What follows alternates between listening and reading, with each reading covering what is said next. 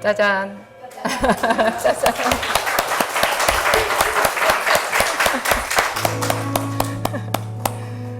오늘 경제학, 거룩한 경제학 마지막 시간이에요.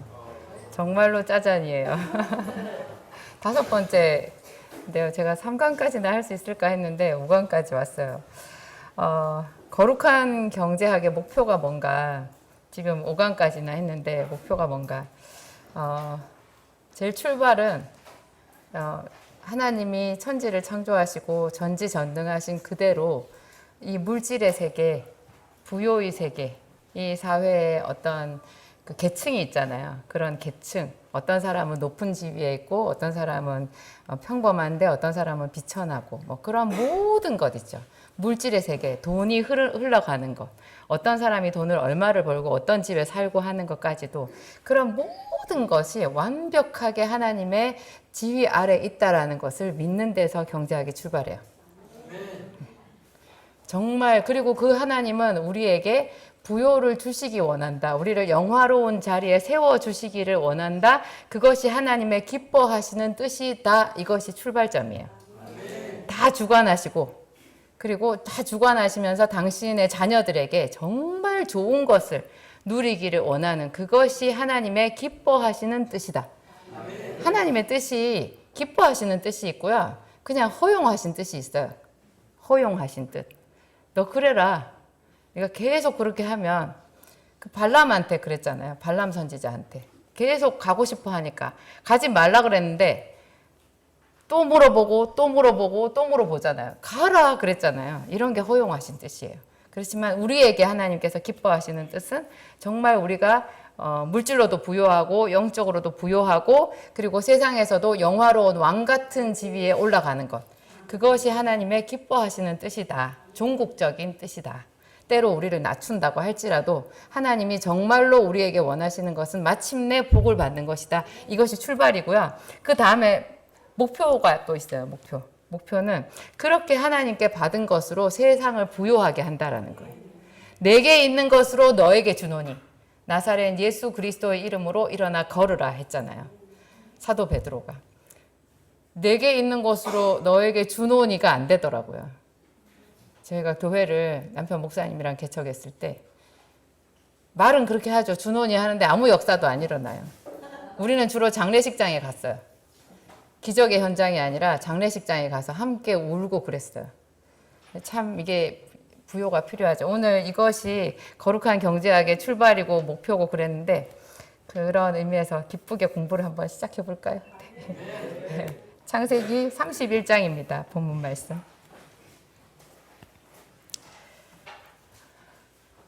또 좀 엉뚱하죠. 창세기 31장이에요. 제가 너무나 좋아하는 부자의 롤 모델 야곱의 이야기입니다. 1절부터 13절까지죠. 함께 읽겠습니다. 야곱이 라반의 아들들이 하는 말을 들은즉 야곱이 우리 아버지의 소유를 다 빼앗고 우리 아버지의 소유로 말미암아 이 모든 재물을 모았다 하는지라. 야곱이 라반의 안색을 본즉 자기에게 대하여 전과 같지 아니하더라. 여호와께서 야곱에게 이르시되 내 조상의 땅 내 족속에게로 돌아가라. 내가 너와 함께 있으리라 하신지라. 야곱이 사람을 보내어 라헬과 레아를 자기 양떼인들로 불러다가 그들에게 이르되 내가 그대들의 아버지의 안색을 본즉 내게 대하여 전과 같지 아니하도다. 그러할지라도 내 아버지의 하나님은 나와 함께 계셨느니라. 그대들도 알거니와 내가 힘을 다하여 그대들의 아버지를 섬겼거늘 그대들의 아버지가 나를 속여 품삯을 10번이나 변경하였느니라. 그러나 하나님이 그를 막으사 나를 해치지 못하게 하셨으며 그가 이르기를 점 있는 것이 내 삭시 되리라 하면 온 양떼가 낳은 것이 점 있는 것이요 또 얼룩무늬 있는 것이 내 삭시 되리라 하면 온 양떼가 낳은 것이 얼룩무늬 있는 것이니 하나님이 이같이 그대들의 아버지의 가축을 빼앗아 내게 주셨느니라.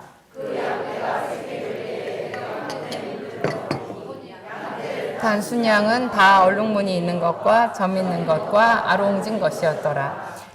꿈에 하나님의 사자가 내게 말씀하시기를 야곱아 하시기로 내가 여기 있나이다 하매 이르시되 네 눈을 들어보라. 양떼를 탄 순양은 다 얼룩무늬 있는 것, 점 있는 것과 아롱진 것이니라. 라반이 네게 행한 모든 것을 내가 보았노라. 나는 베델의 하나님이라. 네가 거기서 기둥에 기름을 붓고 거기서 내게 서원하였으니 지금 일어나 이곳을 떠나서 내 출생지로 돌아가라 하셨느니라. 아멘. 이것이 경제와 무슨 상관이 있나 이렇게 생각을 할 수도 있는데요. 상관이 아주 많아요. 상관이 아주 많아요. 오늘 그 기도학교 특강 제목이 뭐죠? 준비하는 믿음. 그죠? 그 다음에 내가 너를 보았노라.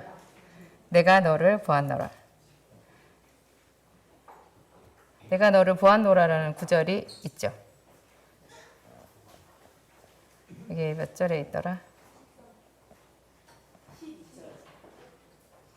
그렇죠.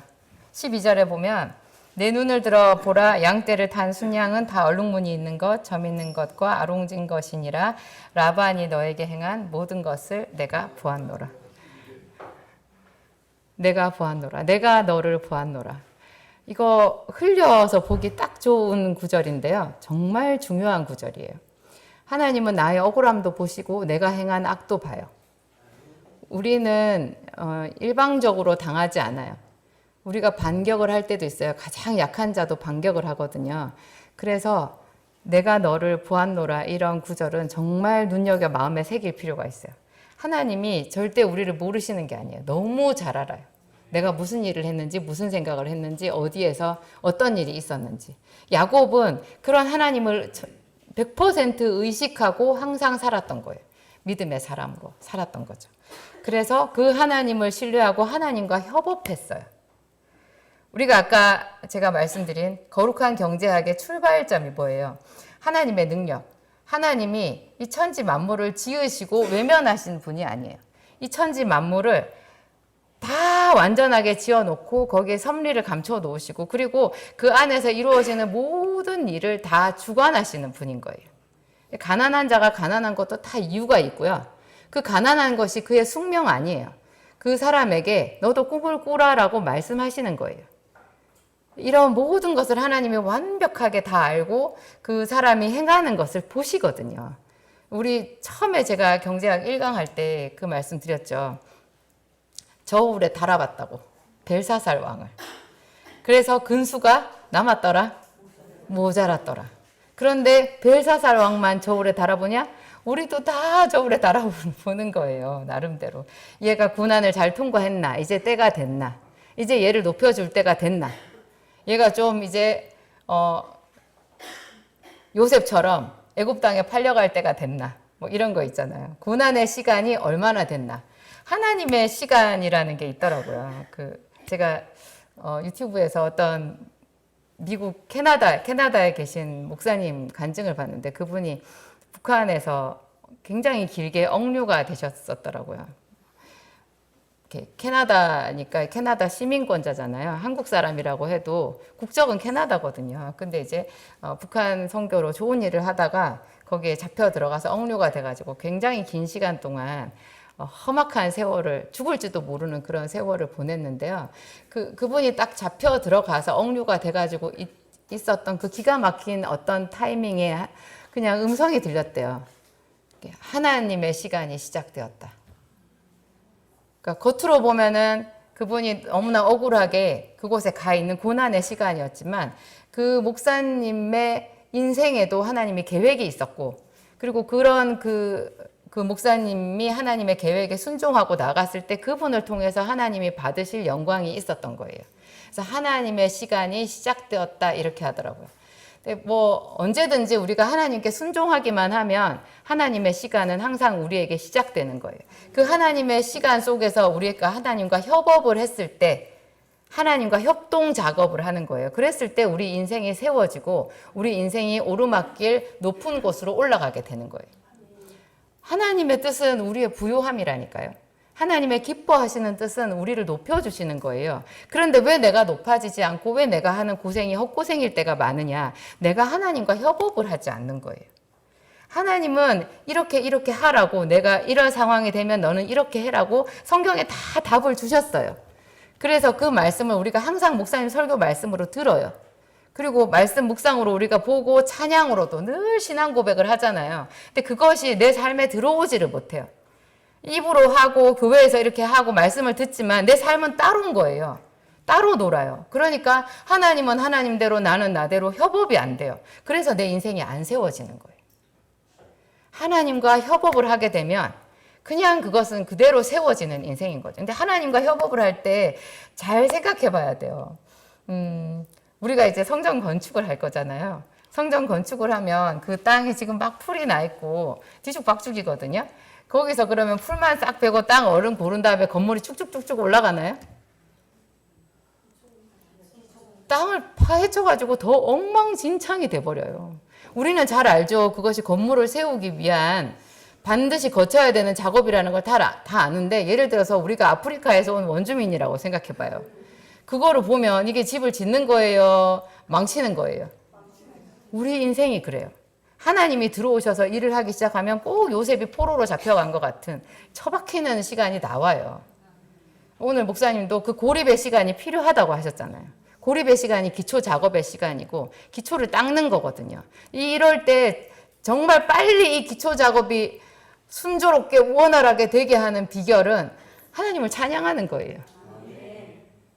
그래서 요셉이 애굽으로 내려가자마자 하나님과 거기서 계속 하나님의 이름을 부르고 동행했다라는 것을 오늘 목사님이 말씀하셨잖아요. 왜냐하면 성경에 그렇게 나와 있어요. 여호와께서 함께 하심에 요셉이 형통하였더라. 여호와께서 어떻게 함께 하셨을까요? 요셉이 하나님을 불렀으니까.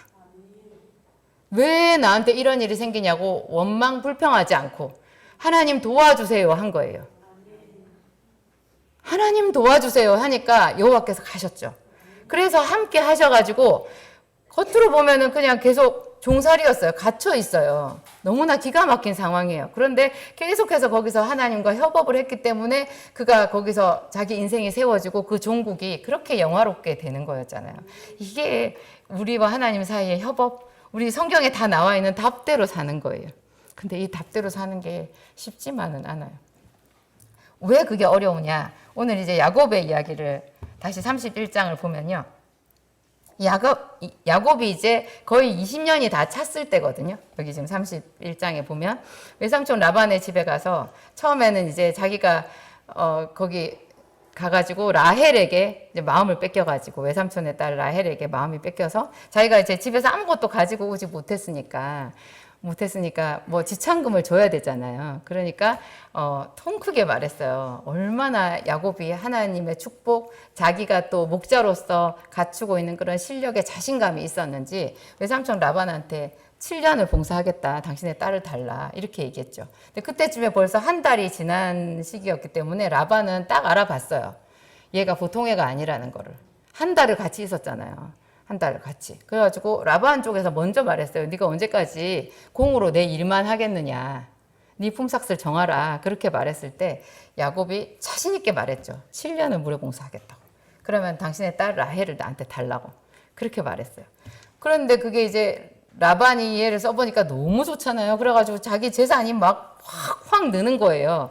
그러니까 이 속임수에 능숙한 라반이 이제 우리가 잘 아는 대로 레아를 신방에 넣어가지고 다음날 첫날 밤 다음날 일어나서 보니까 세상에 레아잖아요. 저는 왜 제가 레아가 된 것 같은 느낌이 드는지 모르겠어요. 레아는 얼마나 슬펐을까요? 아마 제 생각에 레아가 야곱을 좋아했던 것 같아요. 그러니까 그것을 자기 아버지가 알고 이렇게 이용한 것 같아요. 그래서 레아는 평생 자기 남편 야곱의 사랑을 연모하다가 그렇게 아들 하나씩 낳을 때마다 이름 지어주고 그러고 인생이 끝났는데요. 그래도 참 믿음의 사람이죠. 이 야곱은 정말 자신감이 있어요. 처음부터. 그리고 자기 몸을 아끼지 않아요. 이게 부자가 되는 기본 자세인데요. 이것만 가지고 되냐고요. 세상에 그런 야곱, 그렇게 축복받은 야곱도 하나님께 받은 그 모든 축복이 자기한테로 안 오고 라반한테로 다 가버린 거예요. 그래서 14년이 흘렀어요. 그때쯤 됐을 때 이제 야곱도 나는 언제나 내 집을 세우리까 이렇게 하면서 이제 임금 협상에 들어가죠. 라반도 이제 그 올 때가 왔다라는 것을 알고 거부하지 않아요. 그래서 이제 다시 품삯을 정하는데 그 품삯을 정하는 거 우리가 잘 아는 대로 이제 하얀 양만 모아놓고 거기서 점 있는 것, 아롱진 것이 나오면 그게 이제 야곱의 것이 된다. 이렇게 말했잖아요. 말도 안 되는 임금 협상을 했어요. 근데 그 결과로 이제 라반은 쾌재를 올렸고 라반이 조금이라도 자기한테 불리한 거나 그런 게 있으면 그게 이 사람이 그대로 임금을 안 주는 사람이라는 거를 야곱이 잘 알았던 거예요. 그래서 라반을 속인 거죠. 근데 그 속이는 게 우리 같은 믿음의 불량인 사람들은 상상도 하지 못할 방법으로 속인 거잖아요. 그 속였다라고 할 수 있어요? 속였다라고 할 수도 없어요. 정확히 그 말 그대로예요. 하나님과 협업이 되었기 때문에. 이런 완전히 자기 인생을 하나님께 걸어버리면요. 하나님께 자기 인생을 걸어버리잖아요. 그리고 정직하고 성실하고 그냥 사람들의 모든 관계에서도 직진을 하잖아요. 물러서지 않고. 봐서 자기한테 불리한 것 같으면 말을 바꾸는 사람들이 있거든요. 불리한 것 같으면 따지고 막 이렇게 하는 사람들은 하나님께서 협업하기가 참 어려워요. 야곱은 그냥 직진한 거죠. 그래가지고 외삼촌 라반이 자기를 속였지만 그것도 계약이니까 다투지 않고 끝까지 14년을 채웠고 그래서 라반도 더 이상 어떻게 할 수도 없이 그렇게 되었을 때 새로운 계약에 들어가가지고 하나님과 멋지게 협업을 해서 6년 동안 거부가 된 거예요. 정말 6년 동안 어떻게 그게 가능하냐고요. 이게 하나님과 협업이라는 차원에서 봤을 때만 가능한 거예요. 여러분들도 그런 하나님과 역사를 한번 만들어 보고 싶죠. 그런데요, 다 돼요. 다 돼요. 예외가 없어요. 정말 예외가 없어요. 그냥 있는 그대로 하나님께 다 드리세요. 정말 모든 말씀대로 정직하게 사세요. 성실하게 사세요. 몸을 아끼지 마세요. 살이지 마세요. 뭐 이만 하면 되지 뭐 이런 생각하지 마세요. 정말 어디 가서 무슨 직장에서 어떤 일을 해도 야곱처럼 하면 돼요. 야곱은 외삼촌 라반한테 속아서 나머지 처음 7년을 라헬을 위해서 한 거라고 해도요. 나중에 7년은 하다가 성질나지 않았겠어요? 이씨 뭐 이런 게 다 있어. 이씨 뭐 이런 생각이 들었을 것 같아요. 7개월도 아니고 7년이라니까요. 그런데 그 세월을 성실하게 그렇게 똑같이 했다라는 것이 대단한 거고요. 그걸 다 채워서 이제 새롭게 6년을 지나갔는데 그 6년이 거의 다 찼을 때 31장 1절에 보면 무슨 말이 나와요? 야곱이 이제 그때쯤 돼서 라반의 아들들이 하는 말을 들었어요. 그러니까 야곱이 우리 아버지의 소유를 다 빼앗아 가지고 아버지의 소유로 말미암아 이 모든 재물을 모았다. 야곱이 부자가 됐거든요. 되니까 라반의 아들들이 이렇게 말을 하는 거예요. 이 사람들 라반의 아들들 라반하고 똑같은 사람들이죠. 똑같은 사람들이 자기들이 야곱 덕분에 부자가 된 것은 생각하지 않고 야곱이 부자가 되는 것은 배가 아픈 거예요. 그래서 이렇게 말해요. 그러면 속에 천불 나지 않겠어요? 근데 야곱은 끝까지 이런 어려운 상황에 있어서도 당황하지 않고 원망하지 않고 다투지 않아요. 다투지 않고 그 모든 실타래를 하나씩 하나씩 풀어가요. 그 32절에 보면 야곱이 라반의 안색을 이렇게 봤어요. 라반의 생각은 어떤가 이렇게 봤더니 그 안색이 모든 것을 말해주는 거예요. 라반도 자기 아들들이랑 생각이 같은 거죠. 그러니까 이제 야곱이 이제 내가 떠날 때가 되었나 보다 이 생각이 들었는데 자기가 그냥 가볍게 행동하지 않아요. 이때쯤에 야곱이 틀림없이 기도를 했을 거예요. 하나님께 이 상황을 올려드렸을 거예요. 하나님과 완벽하게 협업을 하는 사람이니까 그 협업이라는 거는 결국 뭐예요? 늘 기도하는 거예요. 협업을 어떻게 할 수 있어요? 의사소통에 대한 협업을 하지. 늘 말씀을 봐야 하나님의 뜻을 우리가 분별해서 협업할 수 있고요. 그리고 말씀 갖고도 부족한 구체적인 계시가 필요하잖아요. 그 부분에 대해서는 하나님께 기도를 해야 되는 거예요. 그래서 늘 기도하고 늘 말씀 속에 사는 사람이 협업이 가능해요. 여기서 보면 야곱은 성령 시대에 사는 사람이 아니고 그 옛날 창세기에 있었던 사람인데도요. 때때로 딱 시기적절하게 하나님께서 꿈으로 말씀하시든지 직접 말씀하시든지 그래요. 심지어 어쩔 때는 대면에서 말씀하시고 야곱과 말씀하시던 곳에서 올라가셨잖아요. 하나님이. 그런 장면 있죠. 야곱과 말씀하시고 올라가시니라. 와, 세상에. 성령의 시대인 나도 그런 경험은 없거든요. 하나님이 저랑 말씀하시고 올라가셨더라 그런 거 없어요. 한번 해볼 만한 것 같아요. 여러분들 중에서 이런 체험을 할 사람도 있어요. 정말 얼마나 하나님과 친밀하면. 그럼 그 친밀하다는 것 자체가 벌써 부요한 거예요. 신령한 복을 가지고 있는 거예요. 그 사람은 부자죠. 부자죠. 누가 부자예요? 아버지가 부자면 아들이 부자예요. 아버지 하나님이 나와 함께 계시면 내가 부자지. 그래서 사도 베드로가 내게 있는 것으로 너에게 주노니 할 수 있었잖아요. 우리는 그 말을 쉽게 따라하지 못해요. 여러분 안진뱅이의 손을 잡고 내게 있는 것으로 너에게 주노니 할 수 있어요? 그 순간 아는 거죠. 나에게 없구나.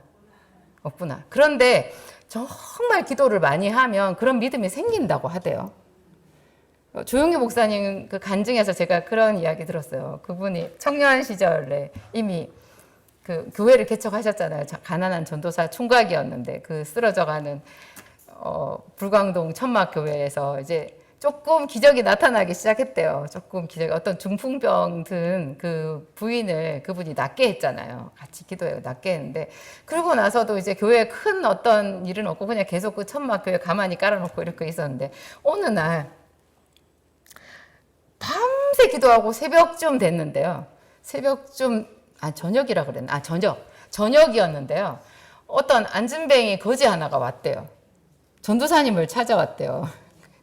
왜 찾아왔나 했더니 서울역에서 구걸 하던 거지였는데요.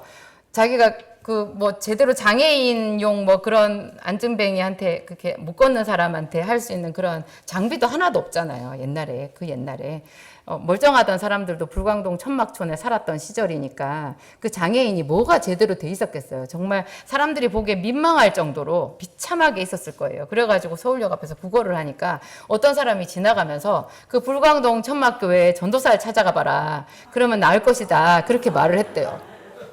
그 소리 하나를 듣고 세상에 그 아이가 10대 초반이었나 봐요. 그 아이가 그 몸을 해가지고 어떻게 해서 거기까지 찾아왔어요. 그래서 밤이 됐대요. 아침에 그 소리를 듣고 출발을 했는데 오밤중에 돼서 도착을 해가지고 전도사님 저를 좀 낫게 해주세요 하는데 조용기 전도사님 그 당시 전도사님이 정말 하나님 해도 너무하십니다. 정말 좀 있는 사람을 보내주셔야지 이런 애를 나한테 보내면 나보고 어쩌라고 그러냐고. 정말 그래서 당장 생각나는 게 그 베드로가 한 말이었대요. 그래서 한번 손을 얹어봤대요. 했더니 이 다리 하반신이 딱딱 하더래요. 딱 붙어버린 거예요, 몸에. 딱딱한 거예요. 그거를 만졌는데 믿음이 하나도 안 생기더래요. 믿음이 하나도 안 생기. 정말 진짜 눈앞이 캄캄하더라는 거예요. 그래서 몇 번 일어나라 했다가 그냥 저쪽 가서 통곡만 했대요. 통곡을 하다가 이제 어떻게 해봐야 되니까 새벽까지 기도를 하셨다 하더라고요. 통곡을 하면서 방언으로 소리를 지르면서 새벽까지 기도를 했는데 그 새벽쯤 됐는데 놀라운 일이 생겼대요. 자기가 그 믿음이 자기 생각에 믿음이 정말 충만해졌대요. 충만해졌대요. 그래가지고 자기 손으로 이렇게 밀면 지구가 밀릴 것 같더래요. 우리도 우리 문제에 대해서 그렇게 기도하면 그 일에 맞는 능력을 하나님이 주신다는 뜻 아니겠어요? 우리더러 아무 데서나 가서 안진뱅이 일으키라는 얘기는 안 하셨어요. 우리 삶의 문제, 내 삶의 문제에 대해서 명령할 수 있는 그거를 헤쳐나갈 수 있는 믿음을 지금 바로 구해도 오늘 하룻밤만 새도 하나님이 그런 믿음을 주신다라는 그런 뜻 아니겠어요? 그죠? 그래서 세상에 그 안진뱅이 일으켰대잖아요. 일어났대요. 안진뱅이. 그 안진뱅이가 온 동네방네 전도해가지고 몇백 명이 돼버렸대요. 그래가지고 그 다음에 길머거리도 오고요. 다행이에요. 저는 아직 그런 궁지에 몰려보진 않았어요. 근데 여기 야곱은 라반의 안색을 본즉 자기에게 대하여 전과 같지 않더라. 이제는 내가 여기 떠날 때가 되었구나 하고 기도를 했더니 여호와께서 3절에 보면 여호와께서 야곱에게 이르시되 내 조상의 땅 내 족속에게로 돌아가라. 하나님께서 보실 때는 라반에게 네 억울함을 다퉈라. 뭐 이딴 게 다 있어 하면서 싸우지 말아라. 이제는 네가 이 사람과 결별할 때가 되었다.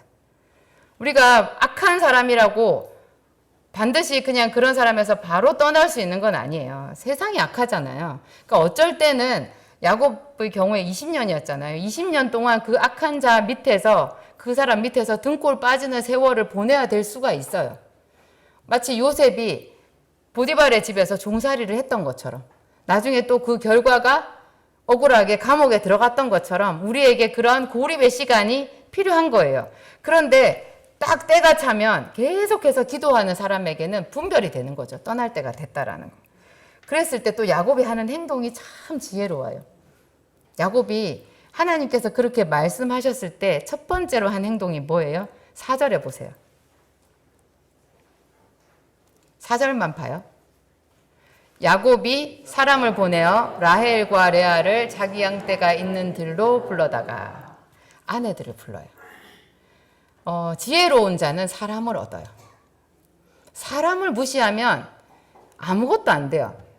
여러분, 부자가 온유하다라는 말을 믿으세요? 우리는 부자가 못 돼야지 마음이 편해요. 나는 가난해도 착하잖아. 이렇게 생각해야 내가 살 수 있지. 내가 못 돼서 온유하지도 못하고 거친 성품을 가져서 내가 가난해 생각하면 기도도 안 하는 사람이 어떻게 견디겠어요. 그러니까 우리 나름대로 살 구멍을 찾는 거죠. 그러다 보니까 나는 내 주변에 있는 사람들은 가난해도 그래도 다 우리는 다복하게 살아, 행복하게 살아. 저 높은 데 있는 사람들은 저 사람들은 불의로 치부를 했고 욕심도 많고 나쁜 사람들이야. 이렇게 생각해야지 좋잖아요. 성경에는 분명히 하나님께서 말씀하셨어요. 부자가 온유하다고. 온유한 자가 땅을 차지한다고. 그거를 하나님 말씀을 더 믿어야 돼요. 그리고 내가 나를 직시해야 돼요. 나는 부자가 될 그릇이 아니라서 아직까지 부자가 안 된 것이다라는 거를 받아들여야 돼요. 그래야 더 낮은 마음으로 하나님 앞에 기도하지 않겠어요? 부자는 사람들을 거느려요. 온유한 사람에게 사람이 붙잖아요. 성경에 나와 있어요. 지혜로운 자는 사람을 얻느니라. 지혜에서 부요도 나오고 사람도 나오는 거예요. 이 야곱은 자기가 지금 하나님께 계시를 받았잖아요. 자기가 생각해도 이제 라반을 떠날 때가 됐어요. 그러면 나를 따르라. 여자들은 입 다물고 무조건 나를 따라와. 이러면서 가면 되잖아요. 그렇게 안 하는 거죠. 왜냐하면 자기 아내들이 라반의 딸들이잖아요. 딸들의 마음, 자기 아내들의 마음을 헤아린 거예요. 그래서 아내들을 자기가 있는 들로 불렀어요. 그래서 차분차분하게 설득을 해요. 설명을 해요. 그 설명하는 과정에서 라반이 얼마나 야곱에게 악을 행했는지가 나오잖아요. 10번이나 품삯을 바꿨다. 하나님께서 나와 함께 해주시지 않았으면 내가 정말 큰일 날 뻔했다. 하나님께서 당신들의 아버지를 막아서 나를 해치지 못하게 했다. 이런 말을 했는데 그 말에 대해서 이 딸들이 다 인정하죠. 정말로 딸들이, 그러니까 자기 아내들이 야곱의 말을 인정하고 야곱의 편에 붙잖아요. 이런 것이 또 지혜로운 사람들이 하는 일인 거예요. 사람을 얻어야 돼요. 여러분 주변에 있는 사람들, 뭐 가난한 사람이든 부유한 사람이든 어떤 사람한테든지요, 이렇게 마음을 얻으셔야 돼요. 두루두루 내가 항상 선을 행하고 웬만하면 그냥 내가 볼 수 있는 손해, 차라리 내가 손해보고 내가 더하고, 그렇죠. 그렇지만 또 분명히 해야 되는 말은 해야 되는 거예요. 부드럽고 따뜻하게 침착하게. 그래서 지금 야곱의 아내들에게 야곱이 당신의 아버지가 나를 이렇게 했다라는 그 말을 하는 거, 이거 참 어려운 말 아니에요? 잘못하면 이거 큰 분란 생길 수 있는 그런 말인데, 야곱은 이런 어려운 말을 참 있는 그대로 부드럽게 설득력 있게 말을 잘 전달해서 그냥 딱 그 선에서 자기 그 집안의 분란을 일으키지 않고 선을 긋고 이제 떠날 때가 돼서 가는 그런 걸로 딱 매듭을 짓는 것을 볼 수 있어요. 이것도 부자의 품행이에요. 이것도 우리가 반드시 익혀야 되는 부자가 되는 행위인 거예요. 하여튼 야곱은 내가 너를 보았노라. 하나님께서 야곱에게 말씀하셨잖아요. 그 끝에 보면 13절에 보면 나는 베델의 하나님이라. 네가 거기서 기둥에 기름을 붓고 거기서 내게 서원하였으니 지금 일어나 이곳을 떠나서 내 출생지로 돌아가라. 베델의 하나님이라. 베델에서 무슨 일이 있었어요? 야곱이 자기 집을 떠나서 자기 형의 낯을 피해가지고, 형이 자기를 죽이려고 하니까 형의 낯을 피해서 이제 외삼촌 라반의 집으로 가는 그 노중에 첫 번째로 밤에 바깥에서 유숙을 한 곳이 베델이잖아요. 베델 이 들판에 아무것도 없는 그 들판에서 짐승이 우는 그 들판에서 얼마나 무서웠겠어요. 야곱은 온순한 사람이었거든요. 자기 형 에서는 사냥을 좋아하고 막 들사람이라 돌아다녀서 주변에 또 이끌고 다니는 사람들도 우리 좀 심하게 말하면 패거리들도 많이 있었을 거예요. 나중에 그런 사람들 다 끌고 가서 에돔 족속을 세우잖아요. 세일산에 가가지고 에돔 족속, 에돔의 나라를 세우는데 야곱은 온순한 사람이기 때문에 혼자 혈혈단신 지팡이 하나만 가지고 갔다 그랬어요. 근데 그 베델에서 굉장히 무서운데 바위를 베개 삼아서 누워서 잤을 때 하나님께서 찾아오셨잖아요. 근데 그때 하나님께서 하늘 보좌를 보이시고 야곱을 찾아오셔가지고 야곱을 야단치지 않고 나는 너희 할아버지 그리고 내 아버지 이삭의 하나님이다. 내가 너와 함께 하겠다. 내가 반드시 너를 이곳으로 돌아오게 하겠다. 그런 언약의 말씀을 주셨거든요. 그 말씀을 듣고 그 꿈에서 깼을 때 야곱이 거기서 한 일이 그 자기가 베개하고 자던 그 돌을 세우고 거기다가 돌기둥을 만들고 거기다가 기름을 붓고 하나님한테 제사를 드렸어요. 그리고 서원을 했어요. 감사함으로. 자기와 하나님이 함께 해주신다라는 것. 자기는 혼자라고 생각했는데 자기와 하나님이 함께 해주신다는 것에 대해서 굉장히 감격하면서 그 하나님께 서원하면서 제사를 지낸 거예요. 정말로 하나님이 나를 안전하게 지켜주시고 부자가 되게 해주시면 이렇게 말했나요? 다시 내 집으로 돌아오게 해주시면 이렇게 말했어요. 부자가 되게 해달라고 하지도 않았어요.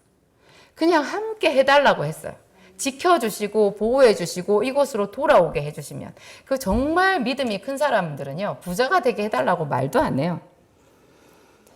왜냐하면 하나님의 뜻 안에 부요가 들어있거든요. 그 하나님이 가르쳐주신 모든 우리더러 하라는 그 말씀 지키는 행위 있잖아요. 그것이 다 부자가 될 수밖에 없는 것들이에요. 그리고 하나님과 함께 하면 그냥 부자인 거예요. 야곱은 부자가 되게 해달라고 하지도 않아요. 그냥 무사히 이곳으로 돌아오게 해주시면 내 모든 것의 10분의 1을 하나님께 드리리이다 이렇게 말했어요.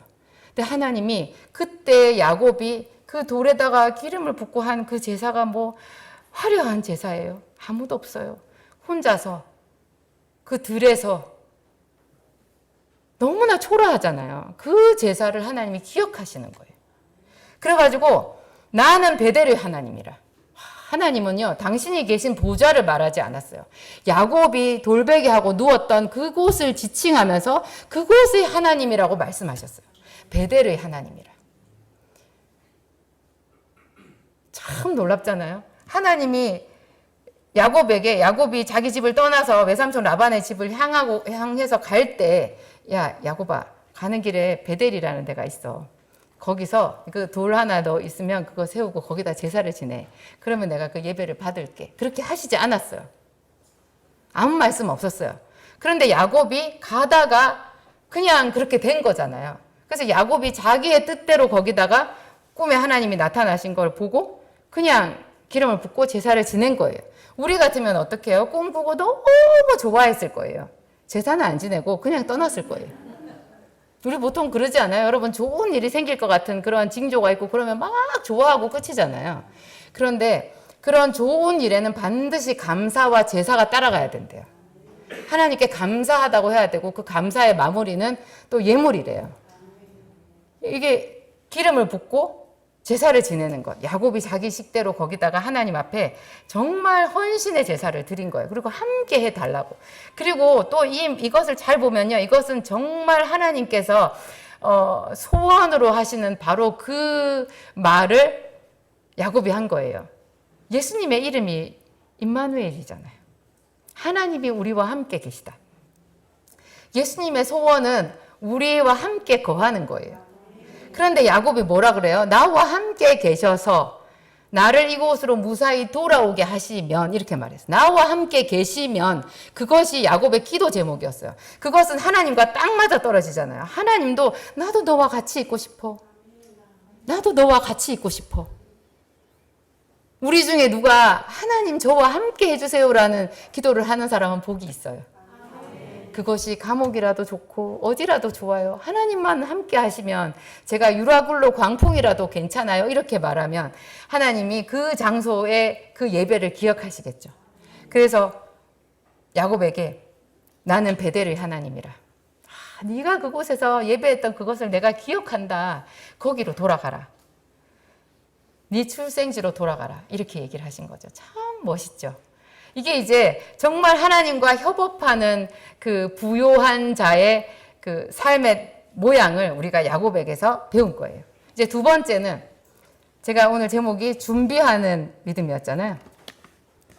준비하는. 이 준비하면은 요셉이에요. 요셉은 누구예요? 야곱의 아들이에요. 부자가 어쩌면 그렇게 참 우리를 감동을 시켜주는지. 창세기 41장 제가 말씀 올려드렸죠. 그거 좀 띄워주세요. 함께 읽겠습니다.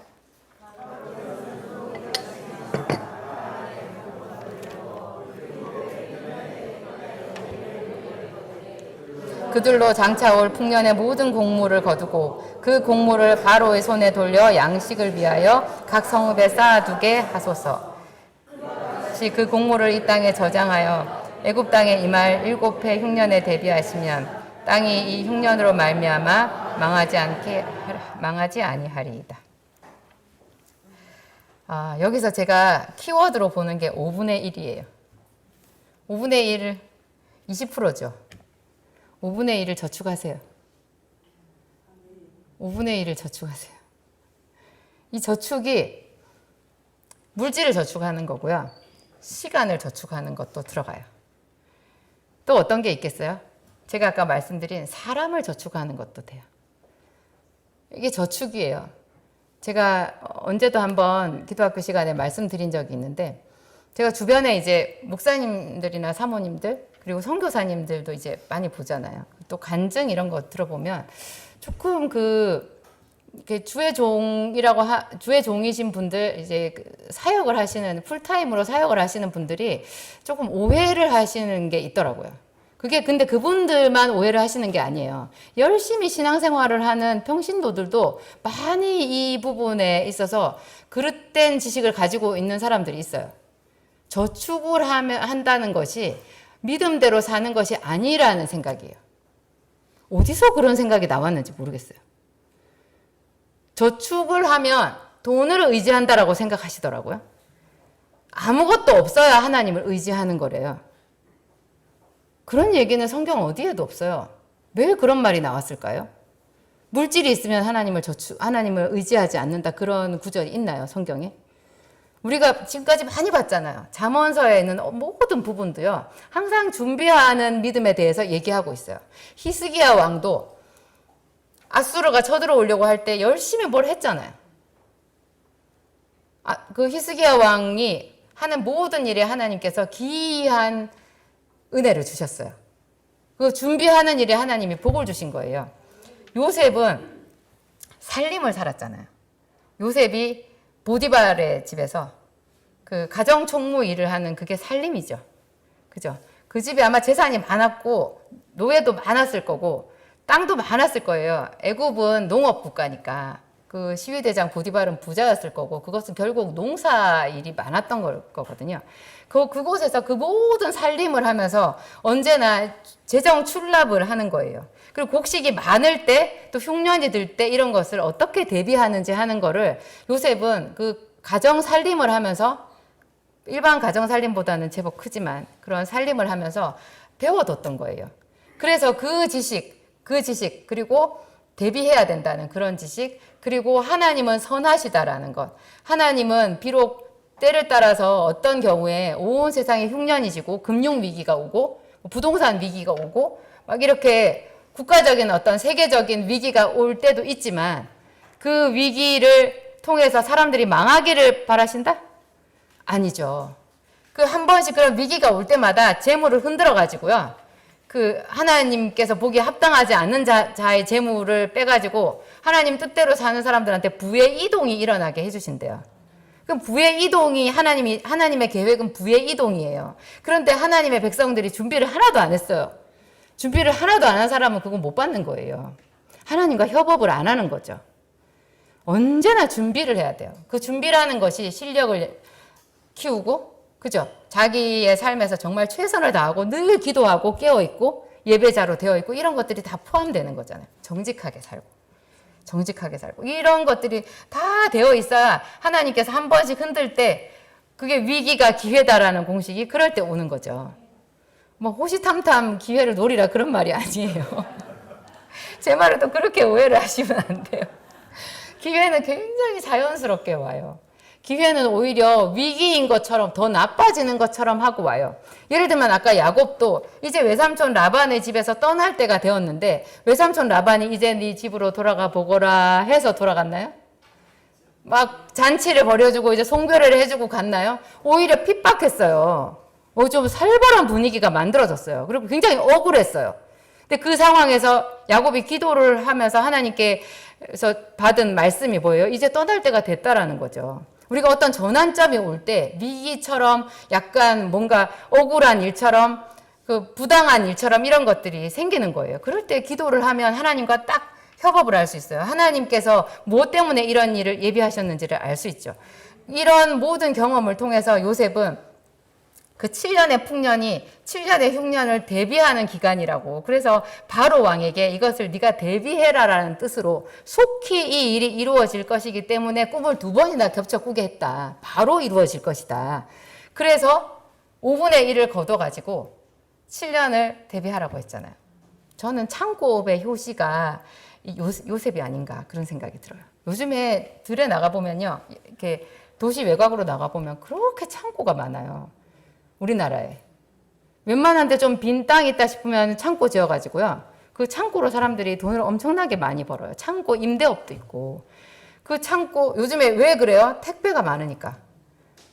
전에는 창고형 매장을 했잖아요. 이마트 같은 매장. 요새 이마트 문 닫아요. 사람들이 전부 집으로 물건이 와요. 그 대신에 창고형 매장 같은 이마트가 이제 어디로 갔어요? 아예 외곽에 창고로 가고요. 거기서 우리는 가만히 앉아서 택배로 물건을 받는 시절이 온 거예요. 그 창고 안에 물건을 그냥 막 쌓아놔요. 그 안에 정말 체계적으로, 그죠? 물건을 다 분류를 해가지고 요즘에 로봇가 다 일한대요. 근데 이 옛날 요셉의 시대에 이 7년의 풍년의 기간 동안에 요셉이 어떻게 창고를 했느냐? 요셉이 말하는 것을 보면요. 각 지역마다 창고를 뒀대요. 옛날에 이게 이동하는 게 쉽지 않잖아요. 전국에 창고를 하나를 두는 게 아니에요. 각 지역마다 창고를 두고요. 거기서 그 지역에서 나는 양식은 그 지역에서 쌓아놓는 거예요. 그리고 또 생각해 보세요. 7년의 풍년, 그 다음에 7년의 흉년이 있어요. 그러면 맨 첫 해에 7년에 맨 첫 해에 거둔 양식을요. 7년 흉년이 시작될 때 써야 되겠죠. 이거를 생각하고 창고를 쌓는 거예요. 이거를 생각하고. 그러니까 우리의 물질도 우리의 시간도 이런 것을 생각하고 하나님 앞에 지혜를 얻어서 내 삶을 저축해야 돼요. 그리고 정말로 웬만하면요. 수입의 5분의 1은 저축한다라는 그 생각을 가지고 딱 5분의 1로 못 박아둘 것까지는 아니지만 그게 굉장히 중요한 참고 수치인 거예요. 11조도 하셔야죠. 얼마로 생활을 할 수 있죠? 노트에 써봐야 돼요. 제가 그 경기도 광명시에서 약국이 바닥을 쳤잖아요. 그래서 약국에서 망한 사람, 우리 사모가 약국에서 망했다. 약국은 안전사업이라고 하는데 그거 해가지고 망해가지고 신용불량자 될 뻔한 사람 우리 집에 있었다. 이제 그런 얘기를 목사님이 자주 하거든요. 근데 그 무렵에 제가 월세도 못 내고 정말 사는 게 비참했어요. 근데 어느 날 이제 목사님이 제 남편이 이제 저랑 얘기 좀 하자고 그러더라고요. 얘기 좀 하자면 좀 살벌하잖아요. 얘기를 글쎄요, 한 번 한 게 아니라 한 2번, 3번 정도 하지 않았을까? 그런 생각이 드는데, 다 공원 벤치였던 것 같아요. 카페도 아니고 어떤 공원 벤치에 앉아서 둘이서 얘기를 했는데 그 얘기 중에 한 토막이 그랬어요. 나한테 금전출납 노트를 쓰라 그랬어요. 남편이. 제가 그거 쓰기 싫었거든요. 여러분 쓰고 싶어요? 왜 안 쓰고 싶어요? 너무 보잘것없어요. 그 수입이 얼마나 적어. 그리고 써봐야 안 맞잖아. 이게 수지 타산이 안 맞아요. 마이너스예요. 그거를 굳이 노트에다가 그거를 시각적으로 딱 보이게 쓰고 싶겠냐고요. 그런데 쓰라는 거예요. 그러면서 나한테 하는 말이 그거를 쓰는 게 우리 집을 세우는 초겠다고 그 얘기를 저한테 하셨어요. 그래서 제가 그때부터 쓴 노트가 지금 집에 다 있어요. 남편 용돈 5,000원 이런 것도 있어요.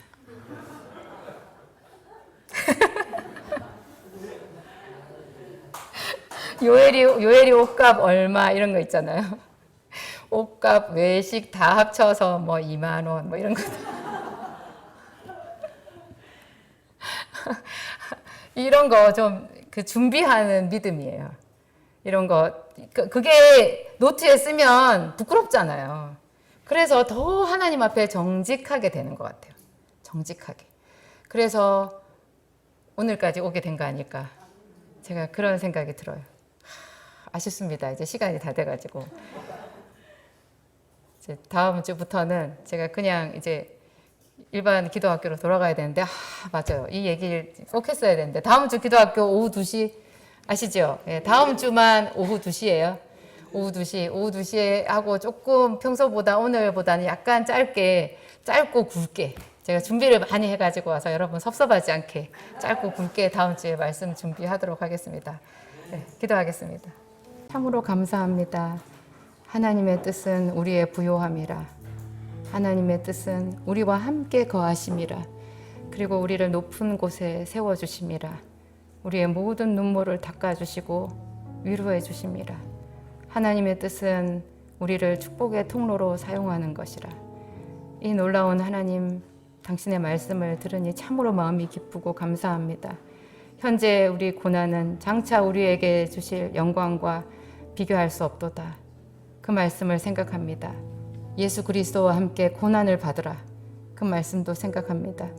우리 삶에 내 생활의 고난이라고 할지라도 그것을 하나님의 말씀으로 감사히 받으면 마치 사도들이 예수의 이름으로 고난받는 것 같이 여겨주신다는 그런 말씀도 들었습니다. 하나님 감사합니다. 우리가 낮은 곳에 태어나서 감사합니다. 지금 없는 자라서 더욱 감사합니다. 온전한 찬양을 드릴 모든 배경이 다 이루어져 있음을 생각하고 감사합니다. 지금 우리가 없는 자요, 가난한 자요, 답답한 곳에 있으므로 더욱 값지게 하나님을 찬양할 수 있게 되었습니다. 하나님 감사합니다. 오늘 우리가 드리는 기도를 연락하시고 우리에게 복을 내려 주시옵소서. 하나님께서 우리가 태어나기 전에 우리를 향하여 가지신 모든 선한 계획을 다 이루어 주시옵소서. 하나님과 협업하기를 원합니다. 하나님 모든 말씀에 아멘하며 날마다 기도하며 살겠습니다. 성령님 도와주시옵소서. 오늘 이 시간에도 성령님 이 자리에 강림하시고 우리 한 사람 한 사람에게 기도의 영을 충만하게 부어 주시옵소서. 예수님 이름으로 기도합니다.